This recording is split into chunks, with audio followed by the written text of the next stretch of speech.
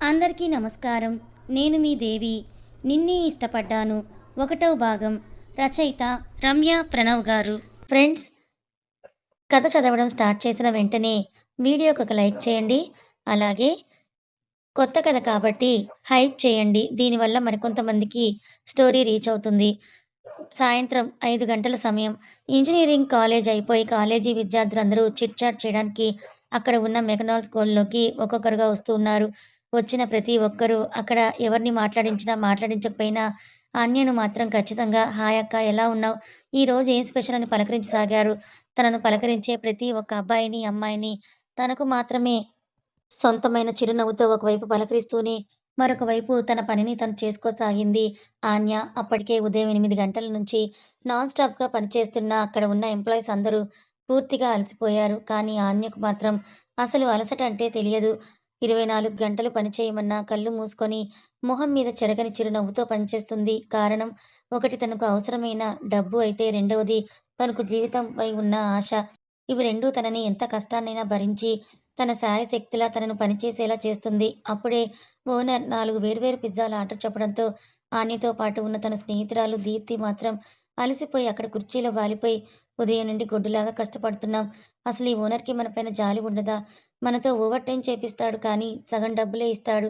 ఇంకొకరిని పెట్టుకోమన్నా కూడా పెట్టుకోడు దరిద్రుడు. మనల్ని ఇలా టార్చర్ చేస్తూనే ఉంటాడని తనలో తాను గొణుక్కోవడం చూసిన ఆన్య దీప్తి దగ్గరికి వెళ్లి, తప్పే, అలా మాట్లాడకూడదు. మనం అడిగినప్పుడు ఆయన జాబ్ ఇచ్చారు కదా! ఇప్పుడు మన జాబ్ మనం చేయడంలో తప్పేముంది చెప్పు? అయినా నీకు ఎక్స్‌ట్రా టైమ్ చేసినందుకు ఎక్స్‌ట్రా డబ్బులిస్తున్నారు కదా! అని అంది ఆన్య. వాడి బొంద! వాడేమిస్తున్నాడు? మనతో రూపాయి పని చేయించుకొని 10 పైసలు డబ్బులిస్తున్నాడు. పురుగులు పడిపోతాడు చూడు అని దీప్తి అనటంతో, నీ మొహం! ఇంకెప్పుడు అలా మాట్లాడకు. మనకు జీవితం ఇస్తున్న ఆయన మనకు దేవుడితో సమానం. ఒకవేళ నీకిప్పుడు ఆర్డర్ తీసుకోవడం ఇష్టం లేకపోతే చెప్పు. నేను తీసుకెళ్తాను. అంతేకానీ అలా మాట్లాడకు అని ఆన్య అనగానే, వెళ్ళు తల్లీ వెళ్ళు. నీకు నవ్వుతూ పనిచేయడం అలవాటు కదా! అసలు నీలాంటి వాళ్ళ వల్ల మా అందరికీ డబుల్ పని పెరుగుతోంది. ఎంత పని చెప్పినా కూడా కాదనకుండా చేస్తావు. ఎంత డబ్బులిచ్చినా కూడా తీసుకుంటావు. నీ వల్లనే అతనికి మనందరి మీద చిన్నచూపుంది అని ఆ క్షణంలో కాస్త కోపంగా మాట్లాడింది దీప్తి. వెంటనే దీప్తి ముందు వెళ్లి నిలబడి, నీకు తెలుసు కదా! నేనెందుకు డబ్బులు సంపాదిస్తున్నాను అనేది. నేను సమర్థ్‌కి కనుక డబ్బులు పంపించకపోతే అక్కడ తనకు కష్టమవుతుంది తెలుసు కదా! అందుకే ఎంత కష్టమైనా ఇష్టంగా భరిస్తున్నాను. ఇంకెన్ని రోజులు, మహా అయితే ఇంకొక 2 నెలలు. ఆ తర్వాత తన బీటెక్ అయిపోతుంది. బీటెక్ అయిపోగానే ఒక జాబ్ చూసుకొని నన్ను పెళ్లి చేసుకుంటానని ప్రామిస్ చేశాడు కదా! అప్పుడు నా లైఫ్ ఎలాగో ఆనందంగా ఉండబోతుంది. ఫ్యూచర్ ఆనందంగా ఉండాలి అంటే ఇప్పుడు కష్టపడటం తప్పదు అని నవ్వుతూ అన్నది ఆన్య. దాన్ని కోపంగా చూస్తూ, చూడు అన్య, నీకెన్ని సార్లు చెప్పాను? సమద్ నీ కష్టాన్ని దోచుకుంటున్నాడు. నిన్ను పెళ్లి చేసుకుంటాడని నమ్మకం లేదే నాకు. అయినా నిజంగా వాడు నీ ప్రేమికుడు అయితే వాడు కష్టపడుతూ నిన్ను చదివించాలి కానీ, నీ కష్టాన్ని దోచుకుంటూ వాడు చదువుకుంటున్నాడు. ఇప్పటికి అతను నీకు కనిపించక 6 నెలలవుతోంది. కనీసం ఫోనన్నా చేశాడా? మరి డబ్బులెలా పంపిస్తున్నావు అని ఒక్క మాటైనా అడిగాడా? అలాంటి వాడు నిన్ను పెళ్లి చేసుకుంటాడని ఎలా నమ్ముతున్నావే నువ్వు? నమ్మకం కరెక్టే కానీ ఇంత గుడ్డి నమ్మకం ఉండకూడదని అంది దీప్తి. దీప్తి, నీకు కూడా తెలుసు నాకు అమ్మ, నాన్న అని ఎవరూ లేరు. మనం పెరిగిన అనాథాశ్రమమే మన కుటుంబం. అలాంటి కుటుంబంలో నాకు దొరికిన మొదటి స్నేహితుడు సమర్థ్. తను నాకు స్నేహితుడే కాదు, నా సర్వస్వం కూడా. అయినా సమర్థ్ ఏ రోజు కూడా "నువ్వు పని చెయ్యి, నేను చదువుకుంటానని" చెప్పలేదు కదా! నేనే పని చేస్తాను, నువ్వు చదువుకో అని నేనే చెప్పాను. అయినా కాదన్నాడు కదా! ఇది నా ఇష్ట ప్రకారమే చేస్తున్నాను అంతే కదా! అని అంది ఆన్య. అంతలోనే వాళ్ళ పిజ్జా రావడంతో, సరే నీతో మాట్లాడిన ప్రయోజనం లేదులే. వెళ్ళి ఆ పిజ్జాలు డెలివరీ చేద్దాం పద. ఇంకేం చేద్దాం అని అంటూ ఇద్దరు పిజ్జా డెలివరీ చేయడానికి వెళ్ళిపోతారు. రాత్రి 9 గంటల వరకు పనిచేశాక ఆన్య, అలాగే దీప్తి ఇద్దరు దగ్గరలో ఉన్న వాళ్ళ ఆశ్రమానికి నడక ప్రారంభించారు. అలా వాళ్ళు నడుస్తున్న సమయంలో వాళ్ళకు తెలిసిన ఒక ఫ్రెండ్ తన తల్లిదండ్రులతో కారులో వెళ్తూ వీళ్ళిద్దరిని చూసి పలకరించి వెళ్ళిపోయింది. అలా కారులో వెళ్తున్న తన స్నేహితురాలిని చూస్తూ, నాకసలు జీవితం మీద విరక్తి కలుగుతోందే. నిజంగా కనలేని స్థాయిలో ఉన్నవాళ్ళు కనడం ఎందుకు? ఇలా మనల్ని అనాథలుగా వదిలేయడం ఎందుకు అని దీప్తి అనడంతో, మనకు తెలియదు కదా! మనల్ని ఏ సిట్యుయేషన్‌లో మన కన్నవాళ్ళు వదిలేశారో. అయినా మనము అదృష్టవంతులమని అనుకోవాలి. మన బ్రతుకు ఎలాంటి కుక్కలు చింపిన విస్తరి కాకుండా ఈ అనాథాశ్రమం మనల్ని ఆదుకుంది. చిన్నప్పటి నుంచి మనల్ని పెంచుతూ వచ్చింది. చదువు చెప్పించింది. ఇంకేం చెయ్యాలి? మన తల్లిదండ్రులైనా మనకంతే ఇచ్చేవాళ్ళు కదా! అని ఆన్య అనటంతో, అంతేలే నువ్వన్నది కూడా కరెక్టే. వాళ్ళ దగ్గరనైనా మనం ఇలా ఉండేవాళ్ళమో లేదో, కానీ అంతకంటే ఎక్కువ ప్రేమ మనకు ఆశ్రమం నుండి లభించిందని అనటంతో అస్సలు సందేహమే లేదు అని నవ్వుతూ అంది దీప్తి. అవునే! మనం ఎప్పుడూ జీవితాన్ని అనుకూల దృక్పథంతోనే చూడాలి అని అమ్మ ఎప్పుడూ చెప్తూ ఉండేది కదా! ఎలాంటి పరిస్థితులలో అయినా జీవితం పైన ఆశలు కోల్పోకూడదు.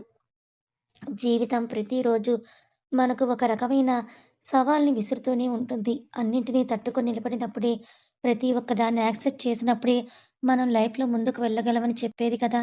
అని అంది ఆన్య. నీ అంత పాజిటివ్ మైండ్ నాకుంటే బావుండేదే బాబు! చాలా బాగుపడేదాన్నని నవ్వింది దీప్తి. నీకు తెలుసు కదా! నాకిదంతా వచ్చింది సమద్ నుండే. నన్ను తనెంతగా మోటివేట్ చేసేవాడో మిస్ అవుతున్నాను తనని అని ఆన్య అనటంతో, నువ్వేమైనా చెప్పు ఆన్య. కానీ సమద్ గురించి మాత్రం నా దగ్గర మాట్లాడొద్దు. ప్రతి ఒక్క విషయంలో క్లారిటీగా ఉండే నీకు, అతను నీ కష్టాన్ని వాడుకుంటున్నాడని ఎందుకు తెలియడం లేదో నాకు మాత్రం అర్థం అవ్వట్లేదు. ప్రేమ గుడ్డిది అంటారు కదా! అని అంది దీప్తి. అలా ఎందుకంటావే? సమద్ కూడా మనలాంటి అనాథే కదా! తనకి కూడా కష్టం విలువ తెలుసు కదా! మనకంటే ముందు నుంచే తను వర్క్ చేయడం ప్రారంభించాడు. అలాంటి అతనికి నా కష్టం విలువ తెలీదు అని ఎలా అనుకుంటావు? అని అడిగింది ఆన్య. ఏమోనే నువ్వెంత చెప్పినా నా మనసు ఒప్పుకోవడం లేదు. నాకు తెలిసి సమర్థ్ నిన్ను డబ్బుల కోసమే వాడుకుంటున్నాడని త్వరలోనే నీకు తెలుస్తుంది. ఆ రోజు నువ్వు గొడగొడ ఏడ్చినా కూడా నిన్ను ఎవరు అయ్యో పాపం అని అనరు. ఎందుకంటే మేమందరం నీకు ముందుగానే వారిస్తున్నాం కాబట్టి. బట్ నువ్వు వినడం లేదని దీప్తి అనడంతో ఎందుకే ప్రతీదీ నెగెటివ్‌లో చూస్తావు? సర్లే ఇప్పటికైతే ఆ టాపిక్ మానేసి, రేపు అమ్మ పుట్టినరోజు కదా! ఏం చేద్దాం? అని అడిగింది ఆన్య. ఇదిగో ఇలా టాపిక్ డైవర్ట్ చేయడంలో నీకు మాస్టర్స్ ఇచ్చారు కదా! ఎవరే నీకు డిగ్రీ లేదన్నారు? నువ్వు అందులో మాస్టర్స్ చేశావని నవ్వింది దీప్తి. నీ మొహం అలా ఏం కాదు. అయినా నాకు డిగ్రీ లేదని ఎవరన్నారు? నేను కూడా చేస్తున్నాను కదా! ఓపెన్ యూనివర్సిటీలో డిగ్రీ అని ఆన్య అనటంతో, అవును. నీ కష్టార్జితంతో వాడినేమో బీటెక్ చదివించు. నువ్వేమో ఓపెన్ యూనివర్సిటీలో డిగ్రీ. గ్రేట్. అవును సరే గానీ నాకొక డౌట్. ఇప్పటికే ప్లేస్‌మెంట్స్ వచ్చుండాలి కదా! ప్లేస్‌మెంట్స్‌లో అతనికి జాబ్ రాలేదా? అయినా సమద్ బాగానే చదువుతాడు కదా! అని దీప్తి అనటంతో, ఏమో నేను కూడా సమద్ కాల్ గురించే వెయిట్ చేస్తున్నాను. అసలు 2 నెలల క్రితమే నాకు కాల్ చేయాల్సింది. ఇంతవరకు చేయలేదు. అదే నాకర్థం కావట్లేదని అనటంతో, నువ్వు చేసి అడగొచ్చు కదా మరి! అని అడిగింది దీప్తి. అప్పట్లో తన సిమ్ పాడైపోయింది కదా! తను కొత్త నంబర్ తీసుకుంటాను అని అన్నాడు. తీసుకున్నాక తనే చేస్తానని చెప్పాడు. అక్కడ తను ఎలాంటి సిట్యుయేషన్‌లో ఉన్నాడో పాపం. మనకి తెలియదు కదా! అని ఆన్య అనడంతో, ఇదిగో ఇదే నిన్ను బాధ పెడుతోంది చూడు. ఎంత గుడ్డిగా నమ్ముతున్నావే. ఈ కాలంలో కూడా ఫోను లేకుండా ఉంటారా? ఇంక నీ ఇష్టం అని అంది దీప్తి. ఇద్దరూ కలిసి హాస్టల్‌లోకి అడుగుపెడుతూ ఉండగా వాళ్ళకెదురొచ్చిన హాస్టల్ వార్డెన్ వాళ్ళని చూసి, "ఏమ్మా! ఈరోజు ఇంత లేట్ అయిందేంటి?" అని అడగ్గా, "ఏముంది ఆంటీ ఈరోజు ఎక్కువ ఆర్డర్స్ వచ్చాయి. ఇంకేంటి మా ఓనర్ ఎక్కువ సేపు ఉంచాడు." దీని మొహాన్ని చూసి, అయ్యో పాపం వీళ్ళు అలసిపోయారేమో అని కూడా అనుకోరు కదా ఎవ్వరు. అలా 24 గంటలు నవ్వుతూనే ఉంటుంది కదా! 32 పళ్ళు బయట పెట్టి ఇంకేం 9 వరకు అయిపోయింది అని ఉక్రోషంగా ఆన్యని చూస్తూ చెప్పడంతో, ఆన్య నవ్వేస్తూ, "తెలిసిందే కదమ్మా! దీనికి నన్ను మాటలనేదాకా అస్సలు ఊసిపోదని. ఇంతకీ మీరు భోజనం చేశారా?" అని అడగ్గా, "నువ్వు లేకుండా నేనెప్పుడైనా భోజనం చేశానా తల్లీ? మరి" అని ఆవిడ అనటంతో, "సారీ అమ్మ! మా వల్ల మీకు లేట్ అయింది కదా! ఒక్క 5 నిమిషాలు మేము ఫ్రెష్ అప్ అయ్యి వచ్చేస్తాం. పదవే" అని అంటూ ఆన్య అంటే, దీప్తి మాత్రం కోపంగా అమ్మని చూస్తూ, "దానికోసం మాత్రమే వెయిట్ చేస్తారా? నా కోసం వెయిట్ చేయరా?" అని అంటే, "నేను మీ కూతురిని కాదా? ఇది ఒక్కతి మాత్రమే మీ కూతురా? ఎందుకసలు ఇంత పార్షియాలిటీ? ఇంక నేను అస్సలు సహించను, భరించను. నేను సెంట్రల్ గవర్నమెంట్‌కు ఒక లేఖ రాస్తాను. అమ్మ చాలా పార్షియాలిటీ చూపిస్తోంది ఇక్కడ" అని అంటూ వాగుతూ ఉంటే, "పదవే లోపలికి, పద ముందు. ఛాన్స్ దొరికితే చాలు లొల్లడా వాగేస్తావు" అని అంటూ దీప్తిని లోపలికి లాక్కొని వెళ్ళిపోయింది ఆన్య. వెళ్తున్న ఇద్దరి వైపే చూస్తూ, మీ ఇద్దరు తూర్పు, పడమర లాంటి వాళ్ళు. ఒకరేమో ఎమోషనల్‌గా ఆలోచిస్తే, మరొకరు ప్రాక్టికల్‌గా ఆలోచిస్తారు. విభిన్న ధృవాలు ఆకర్షించుకుంటాయన్న దానికి ఇదే ఉదాహరణేమో. అందుకే మీరిద్దరు స్నేహితురాళ్ళయ్యారు అని అనుకుంటూ ఆవిడ గదిలోకి వెళ్లారు. ఆ హాస్టల్ వార్డెన్‌గా పనిచేస్తున్న ప్రసన్న గారు. అలా ఆన్య దీప్తిని లాక్కొని వెళ్లి, ఏంటే అమ్మతో అలా మాట్లాడుతున్నావు? పాపం అమ్మ ఎంత ఫీలవుతుందో కదా! అని అన్నది. నీ మొహంలే. నాకు, అమ్మకి ఇవన్నీ కామన్‌లే కానీ అమ్మ ఫీలవుతుందనుకోని నువ్వు ఫీలయ్యి నన్ను ఫీల్ చేయకు. మళ్ళీ నేను ఫీలయితే నువ్వు, నేను ఇద్దరం ఫీలయ్యామని అమ్మ ఫీలవుతుందని దీప్తి అనడంతో తనకు దండం పెట్టేసి, "నీకు దండమే తల్లి. వాగుబోతు నీ నోట్లో నోరు పెట్టడం కంటే మూసీలో నోరు తెరవడమే మేలు అనుకుంటూ ఫ్రెష్ అప్ అవ్వడానికి వెళ్ళిపోయింది ఆన్య. అలా వాళ్ళిద్దరూ కలిసి ఫ్రెష్ అప్ అయ్యి ప్రసన్న గారి దగ్గరికి వెళ్లి కూర్చొని వాళ్ళ కబుర్లన్నీ చెప్పుకుంటూ భోజనం ముగించేసరికి 10 అయ్యింది. అప్పటికి కూడా ఆన్య చెప్పే కథ కోసం అక్కడ చిన్నపిల్లలందరూ ఎదురు చూస్తూ ఉండడంతో, పిల్లలు మన కోసం ఎదురు చూస్తున్నారు. వాళ్ళ కథ చెప్పి వెళ్దాం రావే అని దీప్తిని అడిగింది ఆన్య. ఇప్పుడు నీకు ఓపిక ఉన్నా నాకస్సలు ఓపిక లేదు. ఇలా పడుకుంటే అలా శవంలా నిద్రపోతానేమో. నా వల్ల కాదు. అంతగా కావాలనుకుంటే రేపు చెప్దాంలే. ఒక్కరోజు చెప్పకపోతే వాళ్ళేమనుకోరులే. వాళ్ళు కూడా నిన్ను అర్థం చేసుకుంటారులే అని అంటుంది దీప్తి నిద్ర కోసం పడిగాపులు కాస్తూ. నీ మొహంలే. ప్రతిరోజు మన కథ వినకుండా వాళ్ళెప్పుడైనా పడుకున్నారా? అని ఆన్య అడగ్గా మన కథ కాదు తల్లీ నీ కథ. నీ కథల పిచ్చేమో కానీ వాళ్ళపైన కూడా రుద్దావు. వాళ్ళని కూడా కథల పిచ్చోళ్ళలా చేశావు కదా అని దీప్తి అనడంతో నీ మొహమే. అమ్మ చెప్పే కథలు వింటూ పెరిగి ఇంత వాళ్ళమయ్యాం. ఏ రోజైనా మనం కథ వినకుండా పడుకున్నామా చెప్పు? అని అన్య కాస్త కోపంగా దీప్తిని అనటంతో, సరే పద ఏం చేస్తాను తప్పుతుందా? నీతో స్నేహం చేసినందుకు నా బతుకు బర్బాదయిపోతుంది అని అంటూ ఆన్యను అనుసరించింది దీప్తి. వీళ్ళిద్దరూ వెళ్ళేసరికి అక్కడ ఉన్న పిల్లలందరూ అక్కా, అక్కా అని అంటూ ఆన్య చుట్టూ మూగటంతో వీళ్ళందరూ దేని చుట్టూ బెల్లం చుట్టూ ఈగలు మూసినట్టు మూకుతారు. నన్ను ఎవరు పట్టించుకోరు కానీ నేను మాత్రం దీంతో పాటు రావాలి అని అనుకుంటూ ఒక మూలకు వెళ్లి కూర్చొని, ఇప్పుడు మీరెంత చదువుకుంటారో, ఎంత చెప్పుకుంటారో చెప్పుకోండి. నేనొక కునుకు తీసుకుంటాననుకుంది దీప్తి. ఆన్య ముందుగా అక్కడున్న అందరిని పలకరించి, ఆ రోజు ఉదయం నుండి వాళ్ళందరూ ఏమేం చేశారో కనుక్కొని వాళ్ళకు కథలు చెప్పడం మొదలుపెట్టింది. ప్రతిరోజు ఎంత సమయమైనా సరే అనాథాశ్రమంలో ఉన్న ఆ చిన్న పిల్లలకు కనీసం ఒక కథైనా చెప్పందే తనకు నిద్ర పట్టదు. అది తన రొటీన్‌లో ఒక భాగం. అలాగే ఆమె చెప్పే కథలంటే అక్కడ పిల్లలందరికీ చాలా ఇష్టం. పిల్లలతో పాటు ప్రసన్న గారు కూడా ఆన్య కథ చెప్పే సమయానికి ఎక్కడ ఉన్నా వచ్చి అక్కడ వాళ్ళతో ఉంటారు. అక్కడ అందరికీ మనసు తృప్తిగా అనిపించే సమయం ఏదైనా ఉంది అంటే ఆన్య చెప్పే ఒక కథ వినటమే. ఆ రోజు కూడా ఎప్పట్లో ఒక కథ చెప్పింది. ఆ కథ సారాంశం ఏంటంటే, దేవుడు మన నుండి ఒకటి తీసుకెళ్ళినా మరొకటిస్తాడు. కాబట్టి మనం మన జీవితంలో ఆశను కోల్పోకుండా పట్టుదలతో ముందుకు సాగిపోవాలి అని అర్థం. దానికప్పుడు ఒక చిన్న పాపకు అనుమానం వచ్చి, మరి దేవుడు మా అమ్మానాన్నని తీసుకొని వెళ్ళాడు కదా! మరి నాకు ఇంకో అమ్మానాన్నని ఎందుకివ్వలేదు? అని అడగ్గా, ఇదిగో మనందరికి అమ్మనిచ్చాడు కదా! అంటూ ప్రసన్న గారినే చూపిస్తూ, అమ్మని మనకు అమ్మానాన్న తరపున ఇచ్చాడు దేవుడు. అమ్మ మనల్ని ఎలా చూసుకుంటుందో, మనం పెద్దయ్యాక మన అమ్మని కూడా అలాగే చూసుకోవాలి సరేనా? అని చెప్పి పిల్లలందరూ పడుకునే వరకు అక్కడే ఉండి, అంతలోపు దీప్తి కూడా నిద్రపోయింది. ఇంక దీప్తిని లేపుకొని తన గదిలోకి వెళ్ళి, దీప్తిని పడుకోబెట్టి తనపై బెడ్‌షీట్ కప్పి, తను అలా బెడ్ మీద వాలిపోయి ఆలోచించసాగింది అన్య. ప్రతిరోజు దీప్తి సమద్ గురించి నెగెటివ్‌గా చెప్తూనే ఉంటుంది. చిన్నప్పటి నుంచి ఆన్య చాలా ఎమోషనల్. ఎవరికైనా ఎమోషనల్‌గా కనెక్ట్ అయిందంటే ప్రాక్టికల్‌గా ఆలోచించకుండా ఉంటుంది. ఇంకేమీ ఆలోచించలేదు. కానీ దీప్తి అలా కాదు. చాలా ప్రాక్టికల్. తనొక మాట చెప్పిందంటే ఎవరి గురించైనా అనలైజ్ చేసిందంటే అందులో ఖచ్చితంగా నిజం ఉంటుంది. అయినా సరే ఎందుకో తన మనసు సమద్ విషయాన్ని మాత్రం అంగీకరించడం లేదు.